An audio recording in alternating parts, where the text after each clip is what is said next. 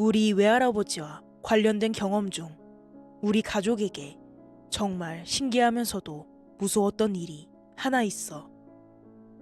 오늘은 그 이야기를 한번 들려주려고 해.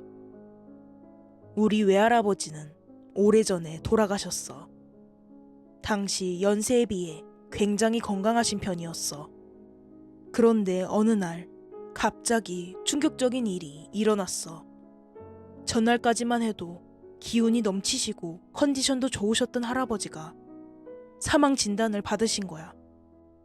이 갑작스러운 소식에 외할머니는 큰 충격을 받으셨고 할아버지 얼굴을 조금이라도 더 보고 싶다며 눈물로 애원하시며 말하셨어. 제발 며칠만 더 같이 있다 보내면 안 되겠니? 갑작스럽게 영감 보낼 수 없다. 제발 며칠만 더 부탁하마. 무엇보다 할머니의 심신 안정이 중요했기에 몇 날 며칠이라도 그렇게 하기로 결정했어. 집에 할아버지 시신을 모셔와 안방에 두었는데 그 일이 벌어진 건 이틀 뒤였어. 갑자기 안방 문이 열리더니 외할아버지가 물 좀 달라 하시며 바닥을 기어 나오시는 거야. 그 광경에 할머니는 물론 이모들까지 거의 기절할 뻔했지. 난 그때 너무 어려서 이게 도대체 무슨 일인지 전혀 이해하지 못하고 보고만 있었어. 그날은 정말 순식간에 아수라장이 되었어. 이모는 외할아버지께 물을 가져다 드리고 팔다리를 주물러 드리는 동안 다른 가족들은 놀란 가족들을 챙기느라 정신이 없었어.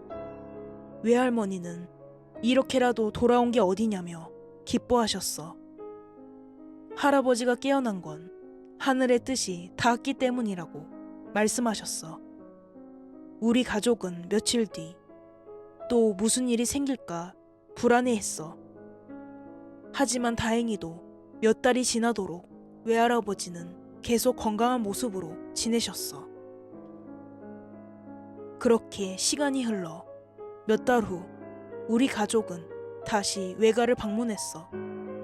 정말 죽었었다고는 믿기 힘들 정도로 너무나도 건강해 보였어. 심지어 누워 계신 것도 아니고 밭에서 일을 하시거나 지게를 지시는 등 너무나도 평범한 일상생활을 하고 계셨거든. 외가에 도착한 지 시간이 조금 지나고 나머지 가족들은 밭일을 도와주러 갔고 나랑 외할아버지 둘이 남아서 아이스크림을 먹고 있는데 나한테 한 이야기를 들려주셨어. 외할아버지가 기지개를 펴면서 일어나니까 다들 울고 있더래. 왜 우냐고 말을 해도 아무도 대답도 안 해주고 멀뚱히 서 있는데 병실 밖에서 검은 정장을 입은 남자가 영호씨, 하면서 부르더래. 영호 씨가 외할아버지 성함이야. 생각할 겨를도 없이 몸이 자연스럽게 그 남자를 따라 움직였는데 무섭다거나 두려운 마음은 전혀 들지 않고 이상하게도 그저 조금 슬픈 느낌만 드셨다고 하셨어. 뒤에서는 여전히 계속 울음소리가 들려왔대. 검은 정장을 입은 남자 따라서 부지런히 걷다 보니까 어릴 적 살던 동네가 보이는데 살면서 한 번도 본 적 없는 강이 있더래. 강물 색깔이 너무 시뻘개서 소름 끼치셨대.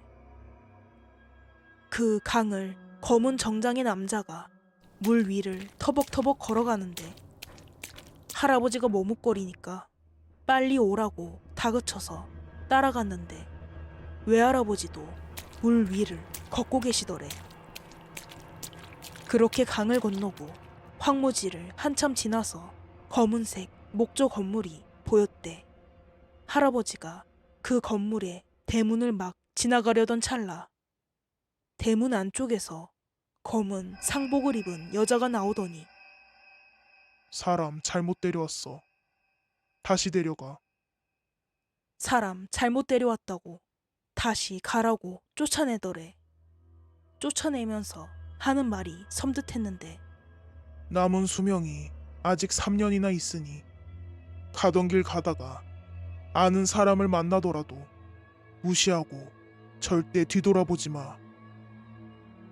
네 발 달린 짐승이라도 보게 되면 그냥 따라가. 라고 하더래. 그러면서 외할아버지를 데려갔던 남자와 함께 그 건물 안으로 사라졌대. 왔던 길로 되돌아가는데 몇 년 전에 죽었던 중마고 친구가 서 있더래. 자기 쪽으로 오라고 손짓했대. 근데 여자가 했던 말이 생각나서 무시하고 지나가는데 그렇게 쌍욕을 하더래. 이후에도 여러 친구들이랑 마주쳤는데 다 무시하고 지나가셨대. 강 쪽에 다다라서 아까는 없던 다리가 하나 놓여 있었는데 그 다리 앞에 어릴 때 죽은 이모가 서 계셨대.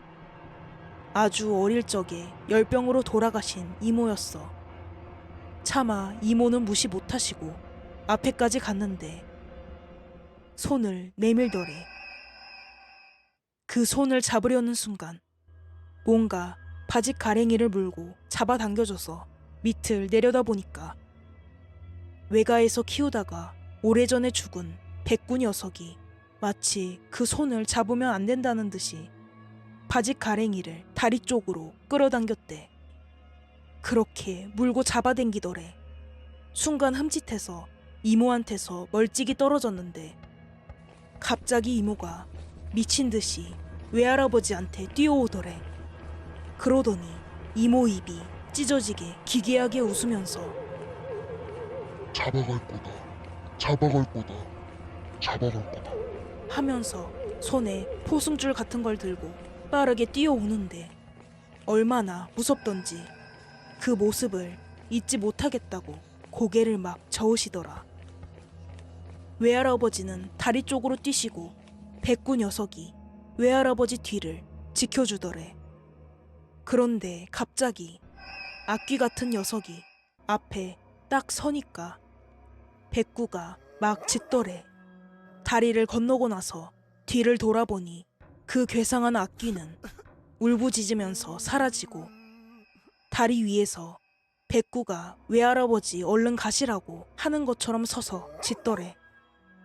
다리에서 한참 멀어져서 뒤를 돌아보니까 강도, 백구도, 다리도, 동네도 모두 사라지고 무슨 백지 종이같이 온 세상이 하얗더래. 그 순간 눈을 떠보니까 안방이었던 거고 이 얘기를 나 말고도 동네 어르신들한테 얘기를 하셨대. 마을 제일 큰 어르신이 하시던 말씀이 자기 어릴 적에 살던 동네 무당이 해준 말인데 갑자기 비명 행사하는 사람들 잡아가는 귀신이 있는데 외할아버지가 본 귀신이 그런 귀신인 것 같다고 하시더래. 사후세계에서 귀신이 살 데가 모자라면 집을 짓는데 집을 지을 때 쓸 사람이 모자라면 사람을 그렇게 데려가서 집을 짓는다고 말씀하시는데 갑자기 그 귀신이 생각이 나셨는지 몸이 으스스하면서 오한이 드셨다고 해. 그 사후세계에서 여자가 말했던 남은 3년 동안 건강하게 잘 지내시다가 3년 전에 죽었던 그 날짜에 낮잠을 잘 주무시다가 돌아가셨어. 할아버지 그 얘기 해주실 때 쓸쓸해 보이시던 외할아버지 표정이 계속 생각난다. 특히 어릴 적 열병으로 죽은 이모 얘기하시면서 눈물도 보이셨는데 원래 그렇게 귀신을 믿는 분이 아니셨는데 살아 돌아오신 후부터는 임자 없는 무덤 보이면 벌초도 해주시고 막걸리, 안주 조금 들고 가서 앞에 놓고 가시기도 하고 명절 때도 잊지 않고 찾아서 관리해 주시고 그러셨어. 나도 이런 것들을 믿지 않았는데 외할아버지의 경험 이후로 어느 정도는 믿게 되었어. 근데 외할아버지의 지극히 개인적인 경험담이니 그저 신기한 이야기로 생각해줘도 괜찮아.